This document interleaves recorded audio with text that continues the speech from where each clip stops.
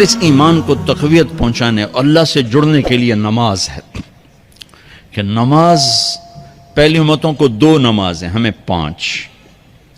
پہلی امتوں کی مسجد کوئی نہیں، ہماری مسجد۔ پہلی امتوں کی اذان کوئی نہیں، ہمیں اذان ملی۔ اور اذان اتنا بڑا عمل بنا دیا میرے نبی نے کہ آپ نے فرمایا کہ اذان دینے والا قیامت کے دن سب سے اونچے مقام پر کھڑا ہوگا۔ حضرت علی فرمایا کرتے تھے کاش میں اللہ کے نبی سے حسن حسین کے لیے مسجد نبوی کی اذان مانگ لیتا، یہ حضرت علی فرمایا کرتے تھے۔ اور جنگ قادسیہ میں مؤذن زخمی ہو گیا تو اذان دینے کے شوق میں سردار آپس میں الجھ گئے، کہتا میں دوں گا، کہتا میں دوں گا، پھر قرہ اندازی ہوئی جس کا نام نکلا اس نے اذان دی۔ حضرت عمر فرمایا کرتے تھے اگر میں امیر المومنین نہ ہوتا، اگر میں خلیفہ وقت نہ ہوتا تو میں مسجد نبوی کا مؤذن بننا پسند کرتا۔ کسی کو اذان نہیں ملی، ہمیں اذان۔ پہلا مؤذن بلال بنا، پہلے مؤذن اللہ نے بلال کو یہ عزت عطا فرمائی۔ دنیا میں یہ ہے اور آخرت میں یہ ہے کہ میرے نبی نے فرمایا کہ جب جنت میں جانے کا وقت آئے گا نا تو جنت کی میرے لیے سواری لائی جائے گی، میں اس سواری پہ بیٹھوں گا تو اس کی جو وہ رسی ہوگی نا وہ ایسے نیچے گر جائے گی، یہ نیچے گرے گی۔ اس رسی کے یعنی اس کی جو لگام ہوتی ہے نا وہ نیچے گرنے کا مطلب ہے یہ ایسے نیچے گر گئی۔ اب نیچے گرنے کا مطلب ہے کہ اس کی ڈرائیونگ میرے نبی نے نہیں کرنی، کوئی آنے والا ہے، کوئی ڈرائیور آنے والا ہے جو رسی پکڑ کے چلے گا، کوئی کوچبان آنے والا ہے جو اس کو پکڑ کے چلے گا۔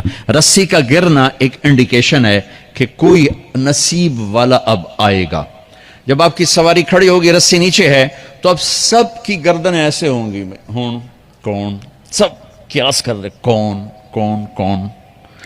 اللہ کی طرف سے اعلان ہوگا بلال کو بلایا جائے، بلال بلال۔ تو بلال آپ کی سواری کی لگام پکڑیں گے اور آپ نے فرمایا کہ سب سے پہلے میں جنت میں جاؤں گا اور بلال میرے ساتھ ہوگا، میری سواری کی لگام پکڑے ہو جائے گا۔ تو ہمیں اذان ملی، کسی امت کو اذان نہیں ملی۔ ہمیں 5 نمازیں ملی، کسی امت کو نمازیں نہیں۔ 2 نمازیں، ایک فجر کی 2 رکعت، عصر کی 2 رکعت۔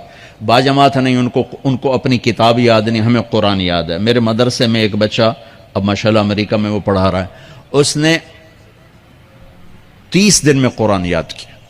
صبح یاد کرتا تھا، شام کو تراویح میں سناتا تھا۔ میرے مدرسے کا بچہ ہے، صبح بیٹھ کے مغرب تک پورا ہے سپارہ یاد کر کے اور عشاء کو تراویح میں سنا دیتا تھا۔ اللہ نے میں ایسا قرآن دے دیا کہ 1 مہینے میں بھی یاد ہو جاتا ہے۔ 3 دن میں بھی ایک بزرگ نے یاد کیا، 3 دن میں قرآن یاد کیا۔ اللہ نے ہمیں قرآن کی دولت عطا فرمائی، پڑھنے کے لیے 5 نمازیں عطا فرمائی، تہجد کی نماز عطا فرمائی، اوابین کی نماز دی، اشراق کی نماز دی، چاشت کی نماز دی۔ نماز کے کتنے دروازے کھول دیے۔ اور میرے نبی کی آخری نصیحت تھی میری امت نماز نہ چھوڑنا، نماز نہ چھوڑنا، نماز نہ چھوڑنا۔ اور اس 14 صدی میں کوئی موقع ہے نماز چھوڑنے کا تو وہ میرے نبی کے نواسے کی کربلا کا ہے کہ جب ظلم بھی انتہا پر تھا اور مظلوم بھی اپنی آخری حدوں پر تھا، اور کائنات نے نہ ایسا ظلم دیکھا، نہ ایسے مظلوم دیکھے، نہ ایسی پاکیزہ ہستیاں دیکھی، نہ ایسے درندے دیکھے۔ تو سورج ڈھلا، نماز کا وقت ہوا ہے، تو آپ نے سبحان اللہ، آپ نے زہیر سے فرمایا کہ شمر سے کہو نماز پڑھنے دے، نماز پڑھنی ہے، امت کو پیغام دینا ہے کہ یہ کسی حال میں چھوڑنے کا کام نہیں ہے۔ تو انہوں نے آگے بڑھ کے شمر سے کہا نماز پڑھنے دو، انہوں نے کہا نہیں نماز نہیں پڑھنے دیں گے، ہماری تلوار چلے گی۔ انہوں نے واپس آ کر کہا جی وہ کہہ رہے ہیں ہم جنگ نہیں روکیں گے، تلوار چلے گی۔